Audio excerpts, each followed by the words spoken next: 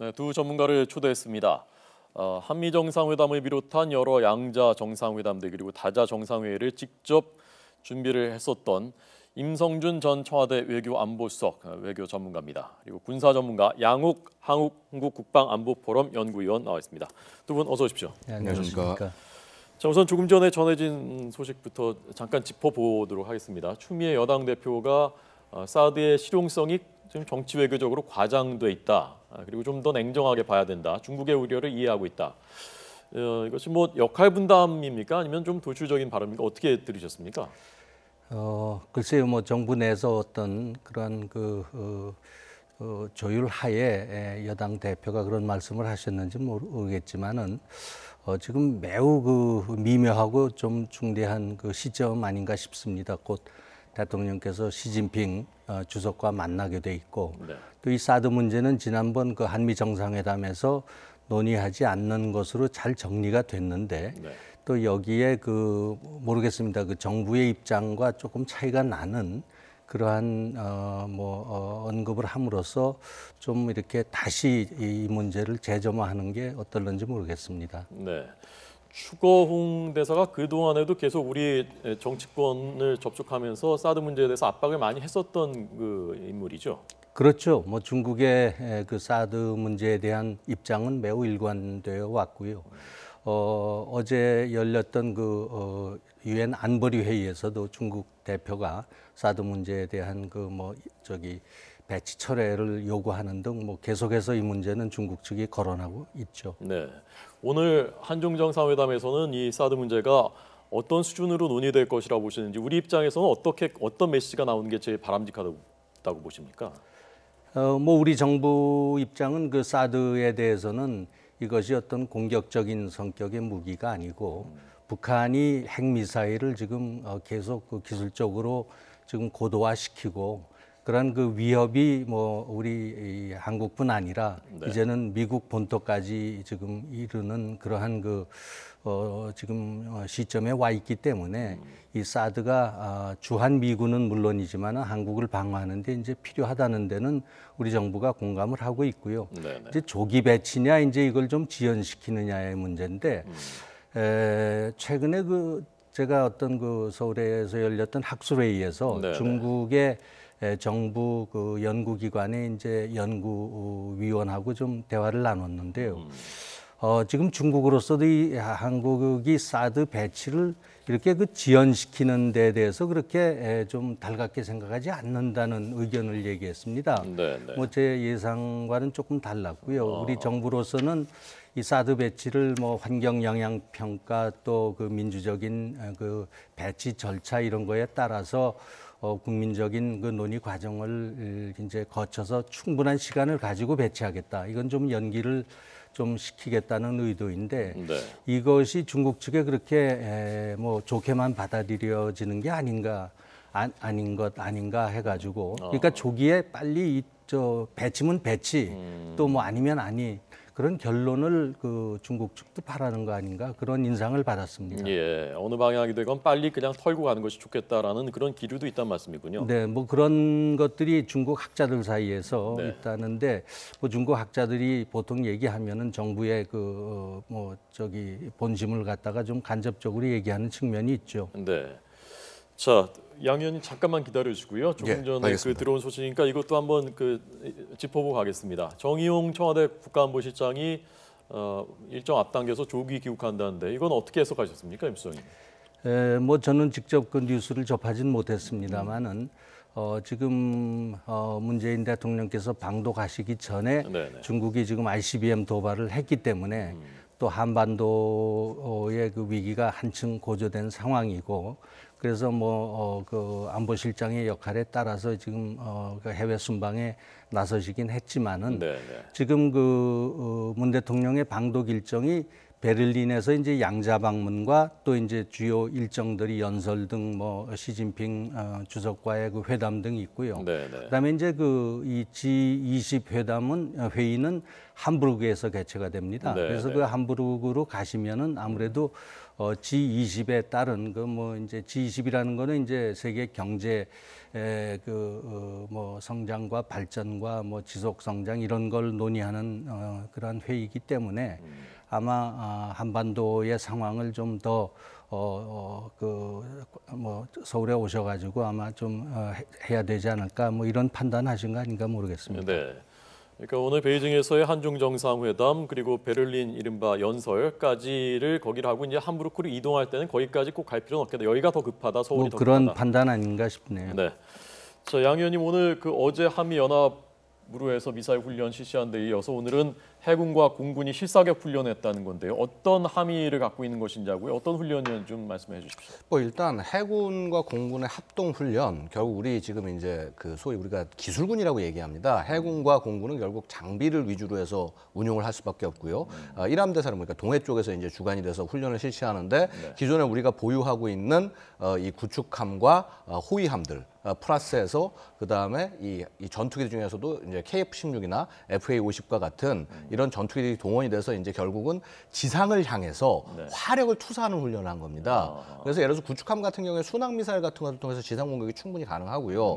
그다음에 아시다시피 이제 이런 항공기들 뭐 사실 이제 그 전에는 이 타우러스 미사일 같이 이제 순항 미사일이 공개가 됐었지만은 그래서 지금 이 기종들은 그런 정도의 순항 미사일을 운용하진 않습니다. 그러나 이제 정밀한 폭격이 가능한 제이담이라고 그래서 이 정확하게 GPS 유도를 해가지고 목표를 정확히 제거할 수 있는 폭탄들을 운영을 하고 있고요. 결국은 뭐냐면 우리 군이 가진 평상적인 화력들, 그러니까 어제가 만약에 가장 종식 비수기 들어갈 수 있는 화력 위주가 됐다면 이번에는 평상적인 화력들을 전부 쏟아부어서 그것도 지상이 아니라 공군과 해군 화력을 통해서 쏟아부었다. 특히 이제 동해는 우리가 만약에 북쪽에서 작전을 하게 된다면 동해 쪽을 활용하게 될 가능성이 상당히 큽니다. 그래서 그러한 면에서 상당히 좀 이렇게 그 강도가 센 훈련이었다고 말씀드릴 수 있습니다. 조금 전에 저희가 오늘 그 훈련에 참여했던 그 우리 무기들 보여드렸는데요. 각각이 어떤 역할을 오늘 훈련에서 하게 되는 것인지 그거 좀 보시면은 일단 그 이제 3,200톤급 구축함 양만춘급 함은 이제 이게 사실 구축함 초기형입니다. 대지 공격 능력은 이제 125mm 저 주포를 가지고 이 지상 화력 지원을 할 수가 있고요. 그다음에 이제 유도탄 같은 것들은 이제 이건 말고 그 이후에 나온 급들이 좀 제대로 된 것들을 보유하고 있습니다. P3C 해상 초기 같은 경우는 아시다시피 잠수함 킬러입니다. 그래서 북한의 SLBM 도발이라든가 이런 부분에 대해서 대응하기 위한 측면도 있고 특히 이제 사실 저게 그 단순히 잠수함만 잡는 것이 아니라 굉장히 중요한 ISR 센서 그러니까 적의 동향을 하나하나 보면서 확인하게 되는 중요한 센서가 됩니다. 그런 것들을 통해서 이 해양 인근에서의 도발 여부를 확인하게 되고요. 그다음에 링스 헬기는 아시다시피 이제 대잠 작전 전용 헬기가 되겠습니다. 이제 와일드캣과 함께 지금 현재 배치가 되어 있는 상황이고 FA-50은 아시다시피 국내 그 한국이 한국우주항공이라는 국내 회사가 개발을 한 한국형 훈련기를 바탕으로 해서 만든 경공격기 기종이 되겠습니다. 폭장량이 상대적으로 적다라고 하지만은 굉장히 그 기민한 성능과 그다음에 다양한 유도 무기의 운용 성능을 바탕으로 해서 굉장히 다른 차원의 공격 능력을 제공을 하고 있습니다. 어제 우리 군이 이른바 참수작전이라고 불리는 북한이 매우 민감하게 여기는 북한의 핵심부 지휘부를 타격할 수 있는 그 훈련 영상을 가상의 영상 공개했는데 오늘 훈련도 그와 맥을 같이 하는 겁니까? 어떻게? 아마 이제 저는 이렇게 평가하고 싶습니다. 이제 어제 훈련이 그야말로 평양을 포함한 북한 수뇌부에 대한 중심 타격 능력을 보여주면서 이 소위 이제 참수라고 얘기하지만은 이게 우리 군 전략에서는 KMPR 그러니까 뭐냐 하면은 대량 응징 보복에 해당하는 내용을 어제 훈련했다고 생각이 됩니다. 오늘의 내용은 뭐냐면 결국 북한에 있는 어떤 주요한 그 원점들, 도발 원점들을 제거하는 훈련의 성격이 되기 때문에 이것은 우리 그 삼축 체계, 한국형 삼축 체계 가운데 킬 체인, 그러니까 이러한 적의 원점을 이렇게 공격을 하는 그런 킬 체인 작전의 성격이 보여졌다고 생각을 합니다. 남아 있는 것이라면 역시 이제 미사일 요격하는 훈련 같은 것들을 하는 것, 그러니까 소위 KAMD에 해당하는 훈련하는 것들로 생각을 해볼 수 있겠는데요. 어떻게 진행될지에 대해서는 뭐 아직 저도 들은 바가 없습니다. 자, 이것이 어제 공개된 평양 가상으로 타격하는 참수작전 어제 우리 군이 공개한 화면이 되겠습니다. 지금 그 투하하고 있는 저 미사일이 타우러스에서 예, 아까 방금 나왔던 건 슬램 ER 미사일이었고요. 지금은 이제 타우러스라고 해서 이제 500km를 공격을 할 수 있는 미사일도 지금 보유를 하고 있습니다. 다양한 미사일들을 이제 통해서 이런 이 사실 이제 미군뿐만 아니라 사실 한국군의 미사일 능력이 지금 훨씬 더 많은 능력이 확보가 돼 있습니다. 네, 네. 그래서 그러한 능력들을 좀 과시한 측면이다. 특히 저는 굉장히 높게 평가를 하는 것이 이러한 북한의 행동에 대해서 과거 성명으로만 그쳤던 것이 네. 대통령의 결단에 의해서 이것은 단순히 성명으로만 끝날 일이 아니다라고 해서 이런 어떤 정부를 동원해서 훈련을 했다는 점. 그다음에 이 훈련이요. 저녁에 지시를 하셨는데 새벽에 훈련을 실시를 했습니다. 이 말은 무슨 말인고 하니 예. 이 부대들이 위치하는 것은 중부지 전선에 위치하고 있는 부대가 동해안까지 밤새 이동을 해서 새벽같이 공격을 하고 왔다. 훈련을 마치고 왔다. 이것은 한미연합군의 기동력을 보여주는 그러한 과시적인 측면도 충분히 있다고 생각됩니다. 네. 자, 이제 서울에서 베를린에서 그리고 또 잠시 뒤면은 함부르크에서 숨가쁘게 이제 여러 전선들 외교 전선, 뭐 군사 전선 등등이 숨가쁘게 전개되고 있는데요. 자, 베를린으로 가보기 전에 먼저 수석님은 이 한미연합 훈련 어제 하고 오늘 있었던 그 훈련 시적으로 적절했다고 외교적인 관점에서 보실 때 보셨습니까? 어떻습니까? 네, 뭐 지난번에 문 대통령께서 어렵게 이제 한미 정상회담을 잘 마치시고 지금 이제 아마 뭐 언론 보도에 의하면 베를린에서 북한에 대한 어떤 뭐 중요한 메시지를 좀 던지는 그러한 아마 연설도 준비를 하셨던 모양인데 네. 그 중간을 잘라내는 그 북한의 이제 ICBM 도발을 했기 때문에 이것은 뭐 지금 우리 양 박사 말씀하신 대로 말로 하는 성명으로만 끝일 수는 없었던 거 아니었겠느냐. 그래서 그런 우리도 대규모 응징 능력, 군사적 응징 능력을 보여주는 그런 훈련은 뭐 시적절했던 거 아닌가 싶습니다. 네. 자, 이제 그 G20 정상회의에서 아까 말씀하신 세계 경제 질서 등도 논의되겠지만 어쨌건 북한의 ICBM 문제 논의될 텐데요. 앞두고 트럼프 대통령이 중국이 대북 무역 비중이 오히려 늘었다라고 SNS를 통해서 압박을 하고 그래서 과연 미중 정상이 이번에도 일치된 어떤 북핵 공조를 보여줄 것인가 아니면 엇박자를 낼 것인가가 초미의 관심사입니다. 어떻게 전망하십니까? 상당히 어려운 그 만남이 되지 않을까 그렇게 싶습니다. 지금 뭐 아시는 대로 미국 내에서는 지금 뭐 발칵 뒤집힌 정도로 지금 뭐 언론, 정치권, 뭐 전문가들 뭐 이구동성으로 북한의 이 ICBM 위협에 대해서 지금 많은 논의가 오가고 있고요. 뭐 어제는 급기야 헤일리 주 유엔 미국 대사가 뭐 상당한 강한 어조로 지금 북한의 도발을 비난을 하고 또 중국의 협조를 뭐 강한 톤으로 이제 요청을 하는 뭐 그런 연설도 했고 이런 상황에서 지금 중국 시진핑 주석과 뭐 어떤 공감대를 형성하고 보조를 맞추는 이런 회담이 되기는 참 어렵지 않을까.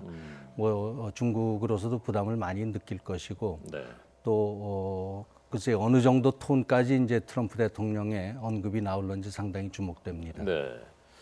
서울의 중러 정상이 만나서 이른바 쌍중단, 한미도 연합 군사훈련 중단하고 북한도 도발 중단해라라고 했는데 자 그렇게 되면 지금 수석님의 전망대로 한다면은 한미일 간의 입장이 이렇게 달라지고 전선이 중러 간에 달라지고 이렇게 되면 북한의 공간이 오히려 더 확보되는 결과가 되지 않겠느냐 우려가 나오고 있습니다. 네, 상당히 지금 뭐 대통령께서도 말씀을 하셨는데 지구상의 마지막 남아 있는 냉전 지대가 지금 한반도가 되고 있는데 뭐 신냉전 체제로 또 한미일과 북중러가 이렇게 갈라져서 이 북한의 핵 미사일 개발 문제를 놓고서 그러한 형국이 되는 것 대단히 바람직스럽지 않고 참 어려운 상황으로 한반도가 가지 않겠느냐 그렇게 예상이 됩니다. 네, 오늘 한중 정상회담이 참 여러 가지 의미로 정말 중요하겠군요. 뭐 대단히 중요하고요. 그 중요성을 뭐 아무리 강조해도 지나침이 없을 것인데 물론 뭐 첫걸음이 지난번에 한미 정상회담이었는데 거기에서 이제 한미 간의 어떤 큰 공감대를 그래도 만들고 오셨는데 네. 이 중국 그 시진핑 주석과도 이번 첫 대면이고요. 네. 그래서 이제 여러 그 측면이 있을 겁니다. 이번에 뭐 갑자기 두 분이 만나서 사드다 뭐 이러한 그 북한의 도발이다 이슈만을 얘기할 수 없고 네. 앞으로 그 장기간 동안 이제 두 분이 협력할 그런 부분이 있기 때문에 그 워싱턴에서 트럼프 대통령과 이제 인간적인 어떤 신뢰관계, 뭐 개인적인 친분 관계를 구축을 하는 것처럼 네. 시진핑 주석과도 이제 그러한 절차가 좀 필요할 텐데 예. 이거 어떻게 이제 준비를 하시고 풀어 가시려는지 그 동안에 그 트럼프와의 정상회담에 대해서는 많은 보도들이 나왔지만은 이번에 이제 갑자기 만나시는 것처럼 이렇게 지금 보여지는데 네. 네. 상당히 부담감이 큰 그런 이런 그 만남이 될 것 같습니다. 네, 자, 첫 만남이고 상견례인데 참 상견례치고는 고약한 상황에서 빡빡한 참 여유가 없는 가운데 만나게 되는데 양 의원님은 오늘 이 한중 정상회담에서 북핵 문제, 사드 문제 어느 정도 해법 어떻게 나오는 것이 바람직하다고 보십니까? 결국은 아마 여기서 뭔가 해법이 나오기 굉장히 좀 어려운 상황일 것입니다. 이 이해를 구한다라고 하지만은 사실은 중국이 자국의 이익에 있어서는 절대 양보를 하지 않은 나라입니다. 여태까지 보면 심지어는 전쟁도 여러 차례 벌였던 그런 경험이 있고요. 물론 최근에 중국은 그러한 모습에서 많이 벗어난 측면이 있긴 합니다만은 여전히 그 북한과의 관계에 있어서 끊고 맺음이 명확하지 않은 그런 모습들을 보여주고 있습니다. 이것을 우리가 요구한다고 해서 중국이 바뀔 것은 아닐 것입니다. 그렇다고 한다면은 중국에 대한 너무 많은 기대를 거는 것들, 예를 들어서 소위 중국 역할론 이 부분에 대해서 너무 이렇게 경도되지 않고 예를 들어서 나라 대 나라로서 정말 이렇게 같은 격으로 가야 되는 문제 아니겠냐. 예를 들어서 지금 사드 문제 같은 경우에는 저는 굉장히 좀 민감하게 바라보는 것이 이 문제를 만에 하나 어떤 중국의 입장을 생각해서 물러난다 한들 이것을 중국이 감사할 리도 없고 앞으로 이후에 대한민국은 어떠한 전략적 무기 체계를 배치하는 상황이 되더라도 중국의 전략적 이해관계에 따라야 된다는 문제가 생기게 된다는 것이죠. 그래서 이런 부분에 봤을 때 이 부분을 우리 문재인 대통령께서 굉장히 당당하게 처리하신다면은 아마 대한민국의 격이 과거와는 좀 더 달라질 수 있을 것이다. 되려 지난 정권에서 너무 중국에 끌려가는 듯한 이런 잘못된 모습을 보여왔는데 이런 부분들을 바로 잡게 되는 좋은 계기가 되길 바란다고 말씀을 드리고 싶습니다. 네, 북한 ICBM이 이제 그 ICBM은 미국에서도 ICBM 맞다고 인정을 했고, 예. 자 그럼 그 다음 단계로 어느 단계로 갈 것인가? 예, 그렇습니다. 6차 핵실험으로 한다면 이것은 이 ICBM하고는 어떤 연관이 있는 것이며, 예. 그다음에 그 탄두 중량이 중요하다고 하는데, 예, 그렇습니다. 미사일에 실을 수 예. 있는 핵탄두의 중량, 그게 무게가 얼마냐에 따라서 사거리가 많이 달라진다고 하는데 그거 좀 예, 쉽게 맞습니다. 설명해 주십시오. 일단은 이렇게 말씀드릴 수 있겠습니다. 우리가 예를 들어서 이 미사일 예를 들어서 미사일 하나 놓고 설명드리겠습니다. 네. 지금 이제 이거는 스커드 미사일인데 대부분 미사일이 같다고 보시면 되겠습니다. 미사일 앞쪽에 탄두부가 있고 그다음에 유도부가 있고 그다음에 이 안에 연료가 있습니다. 근데 같은 중량의 미사일이 예를 들어서 탑재 중량이 커진다라고 하면은요, 얘가 날아갈 수 있는 힘은 뻔합니다. 그렇게 되면 어떻게 되냐면 연료량을 줄일 수밖에 없습니다. 연료량을 줄이게 되면은 결국은 연소 시간이 짧아지게 되고요. 그러면은 날아갈 수 있는 거리는 제한이 될 수밖에 없다는 것이죠. 그렇군요. 예. 그래서 그러한 한계가 있다는 거죠. 같은 스커드 미사일도 예를 들어서 이게 이 크기입니다. 이 크기인데 330km가 날아가는 게 있고 500km가 날아가는 게 있고 1000km가 날아가는 게 있습니다. 그 차이는 결국은 탄두 중량이 가벼우면 가벼울수록 연료와 어떤 이런 부분에 있어서 더 멀리 날아갈 수 있다는 것이 되겠죠. 근데 지금 일단은 문제는 뭐냐 하면은 이 북한이 미국으로 보내려고 하는 것은 역시 대륙간 탄도미사일이 되겠습니다. 네. 대륙간 탄도미사일이 되려면은요, 파괴력 자체가 예. 그러니까 지금 기존에 북한이 5차 핵실험에서 보여줬던 파괴력, 그것이 이제 소위 스커드 같은 미사일에 장착하고 발사할 파괴력을 생각할 수 있는데 이게 10에서 20킬로톤 사이, 그러니까 우리가 인류 핵폭발 역사에서 알고 있는 히로시마와 나가사키 정도에 터졌던 폭발력이 됩니다. 이것은 전술 핵 정도 수준에 해당합니다. 엄청난 피해이긴 하지만은 이 소위 그 한 나라에 흔들 정도의 전략 핵이라고 보기는 어려운 측면이고요. 되려 이제 그 메가톤급, 그러니까 지금 그때 터졌던 양의 한 100배 혹은 뭐 심지어는 1000배 정도 되는 그런 폭탄들도 있습니다. 소위 수소폭탄이 그러한 거에 해당하는데요. 북한이 궁극적으로는 그러한 수소폭탄급의 것을 ICBM과 결합해서 쏠 가능성이 있다. 그렇다고 한다면 북한이 여태까지 핵실험한 부분은요. 그러니까 이 터질 핵탄두와 운반 수단을 동시에 언제나 보여줬습니다. 그래서 핵실험을 하고 나면 반드시 장거리 로켓을 발사를 같이 했습니다.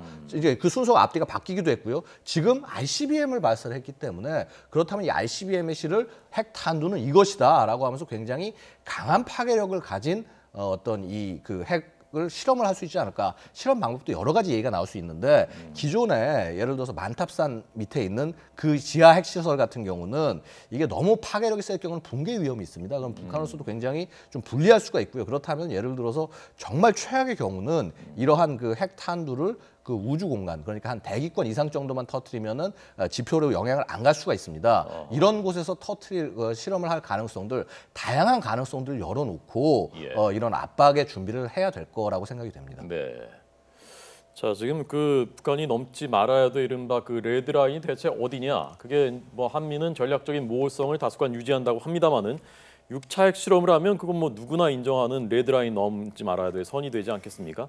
북한이 그 6차 핵실험을 빠른 시일 안에 강행할 가능성이 어느 정도라고 수석님 보십니까? 네, 뭐 그 지금 6차 핵실험에 대해서는 이제 ICBM 이번에 실험을 했기 때문에 그 뒤따르는 뭐 후폭풍이 대단할 거라는 데 대해서는 뭐 그 한미 간 뭐 국제 전문가들이 다 의견이 일치하고 있고요. 네. 아마 북한으로서는 두 가지 측면을 생각을 할 겁니다. 이제 여기까지 왔으니까 이 시점에서 이제 중국도 원하고 또 뭐 우리 한국의 새 정부도 원하는 대화 협상 테이블 이거를 좀 만지작거릴 수 있느냐 이런 그 정치적인 계산 고려 요거와 그다음에 이제 이 핵실험이라는 거는 얼마 전에 그 스탠포드 대학의 해커 교수도 와가지고 네, 뭐 네. 그 대단한 핵 전문가시죠. 예. 그분은 핵실험이라는 건 할수록 기술적인 그 정밀도가 높아지고 그건 그 기술적으로는 대단히 하고 싶은 것이다 유혹이. 근데 이제 대부분 그 파키스탄, 인도 쪽에서도 보면은 5번 핵실험으로 되게 끝냈습니다. 그러니까 이게 6차 핵실험까지 가면은 아마 그 원폭의 어떤 그 이제 기술적인 그런 그 측면이 굉장히 이 뭐 향상될 수 있는데 그런 유혹 가운데 이제 북한이 어느 걸 택할 것이냐 하는데 저는 하는 쪽으로 좀 이렇게 뭐 전망을 조심스럽게 하고 싶습니다. 지금 김정은으로서는 뭐 다른 게 보이지 않고 네, 네. 빨리 그 고도의 핵무기와 ICBM을 결합하는 것을 가져서 우리 이 북한의 뭐 자기네들 나름대로 안보 정권의 안정성을 유지하고 네. 국제사회로부터 뭐 핵 보유국가로 인정받고 네. 미국과 뭐 당당하게 마주 앉겠다 뭐 이런 망상을 뭐 하고 있는 것 같기 때문에 언젠가는 지금 6차 핵실험 오지 않을까 걱정됩니다. 네. 지금 뭐 아마 청와대의 외교 안보 라인 그리고 외교부 핵심 관료들 다 후배들이시지 않습니까? 굉장히 고심하고 있을 것 같은데요. 수석님도 2000년 베를린 선언 때는 그 당시 청와대 수석은 아니셨지만 어쨌건 그 뒤에 이런 류의 그 선언들, 연설들 뭐 조율하시고 고심을 굉장히 많이 해보셨을 텐데 지금 문 대통령이 오늘 베를린 연설에서 어느 정도 수석님이 만약에 그 지금 실무 책임자라면 어느 정도 수위로 어떤 메시지를 내놓아야 된다고 생각하십니까? 뭐 좀 짐작하기는 뭐 대단히 어려운데요. 네. 지금 그렇지만 그 대통령께서 지금 그 워싱턴 방문 중에 CSIS에서 미국의 그 주요 전문가들 또 과거에 고위직에 있었던 뭐 그런 분들을 이제 과 대화를 하면서 중요한 연설을 하셨는데 네, 네. 그때 이제 그 한반도 이 평화를 위한 어떤 그 큰 그림을 좀 제시를 하셨거든요. 그리고 그게 이제 트럼프 대통령과 정상회담을 끝내고 하셨기 때문에 네, 네. 내가 트럼프 대통령하고 많은 공감대를 이루고 결국 이 문제는 제재와 압박도 중요하지만은 그 북한을 대화 협상 테이블로 끌어내서 평화를 만들어 가겠다. 네. 또 그러한 그 과정에서 한국이 어떤 그 뭐 주도적인 역할을 하시겠다. 뭐 이런 점을 강조하셨기 때문에 네. 그런 톤으로 아마 저 베를린에서 아마 중요한 연설도 아마 그러한 라인에서 이제 이루어지지는 않을까 생각하는데 네. 이번에 그 워낙 ICBM이라는 이게 대형 하여튼 뭐 사건이 터졌기 때문에 그걸 어느 정도 반영하시려는지 아마 고심을 하실 것 같습니다. 네. 제재와 압박은 강화해야 되지만 그것의 목표는 북한을 협상장으로 끌어오기 위한 것이다. 대화로 풀어야 된다. 그 기조를 견제할 것이다라고 보시는 뭐 거죠. 대통령의 철학이 그런 것 같습니다. 그래서 이 ICBM 터졌지만도 지금 그 베를린에서 우리 이뭐 교민 간담회 또 이렇게 환영해 나가셔도 그런 말씀을 좀 강조를 하셨기 때문에 예. 그 기조는 아마 좀 포기하실 수는 없지 않을까 예. 그렇게 보여집니다. 예. 수석님, 그 보통 어떻게 됩니까? 그 과거 2000년 베를린 선언 때는 당시에 그 연설문도 뭐 북한에 미리 10시간 전에 보냈다고 하는데 이번에 물론 그런 상황은 안 되겠습니다만은 예컨대 주요 동맹들이 있지 않습니까? 뭐 미국이라든가 뭐 어떤 경우에는 뭐 중국 이런 데도 대략 우리가 이런 내용으로 연설할 것이다라는 거 중요한 경우에는 미리 이렇게 조율을 합니까? 아, 그렇죠. 그 뭐 굉장히 중요한 연설을 이제 계획을 하면은 오래전부터 예. 그 문안 조정도 하고 거기에 대해서 이제 물론 그 뭐 우리가 미국이라든가 우방 뭐 일본 국제사회 뭐 전체는 하지 않지만은 네. 이 북핵 문제나 한반도 평화 문제에 아주 직접적인 그러한 이해관계를 가진 나라들과는 뭐 사전에 조율도 하죠. 그래서 근데 이번에는 모르겠습니다. 워낙 이게 지금 취임하시고 뭐 단기간에 이런 것들이 그냥 계속 진행이 되기 때문에 네. 뭐 그러한 과정을 거쳐셨을런지는 뭐 제가 들은 바는 없습니다. 네. 자, 마지막으로 양 의원님께는요. 아까 그래서 지금 그 임수혁님께서도 6차 핵실험을 강행할 가능성이 높지 않느냐라는 예. 전망이신데 그러면 우리가 대비할 수 있는 건 외교적인 노력 말고 뭐 군사적으로 전략적으로 어떤 그 대비책이 있습니까? 그래서 사실은 지금 잘해야 된다는 겁니다. 뭐냐면은 이 다 우리가 누구나 레드라인이라고 생각하고 있는 ICBM이 발사됐음에도 불구하고 어떠한 지금 조치가 아직 취해지지 않고 있습니다. 물론 그렇습니다. 지금 당장 뭐 예를 들어서 공격을 한다거나 하는 일은 상상도 할 수 없고요. 그래서는 안 되는 일이겠으나 그러나 최소한 지금 단계에서 레드라인을 넘은 행동에 대한 어떤 징벌이 없다고 한다면 그렇다면은 결국 6차 핵실험도 이거 결국 ICBM 발사처럼 똑같이 우리에게 어떠한 불이익이 없겠구나라고 하면서 합리적인 선택으로 갈 수밖에 없다라고 하는 것이죠. 그런 측면들을 대비를 했을 때 뭐 사실 그렇습니다. 이 군사력 자체를 뭐 당장 뭐 증강을 시키고 뭐 하고 한다고 해서 뭐가 바뀌는 것은 아니겠으나 지금은 이제 진지하게 생각해 봐야 될 것이요. 이 북한이 과연 핵을 폐기를 할 것이냐. 지금 이제 이 여태까지 행동을 봤을 때는 정권의 정당성을 핵에서 찾고 있기 때문에 핵을 내려놓으라는 것은 정권을 내려놓으라는 말로 받아들일 가능성이 큽니다. 그래서 이 현 정부가 바라는 그러한 예를 들어서 핵 동결과 그다음에 입구는 동결이지만은 출구는 폐기다라고 하는데 출구가 없을 가능성이 굉장히 크다는 것이죠. 그래서 이런 부분에 대한 어떤 대책들이 준비가 돼야 되고요. 그래서 예를 들어서 우리가 그럼 교환할 카드는 뭐냐? 그다음에 특히 더 큰 문제는 북한이 여태까지 한국을 대한민국을 핵 문제나 이런 부분에 관해서 한 번도 진지한 대화 상대로 생각해 본 적이 없습니다. 네. 지금도 코리아 패싱을 하고 있는 것은 북한이고요. 그래서 이런 부분에 대한 과연 우리가 그런 그 어떤 협상력을 갖추기 위해서 갖춰야 될 능력은 무엇인가? 그 능력을 갖춰 주시기를 국민들은 간절히 기원하고 있는 것이죠. 네. 자, 마지막 네, 대통령께서 이번에 그 베를린에서 중요한 연설을 하신다면은 지금 그 메르켈 총리하고도 만나셨고 또 그 대통령 독일 대통령하고도 만나셨는데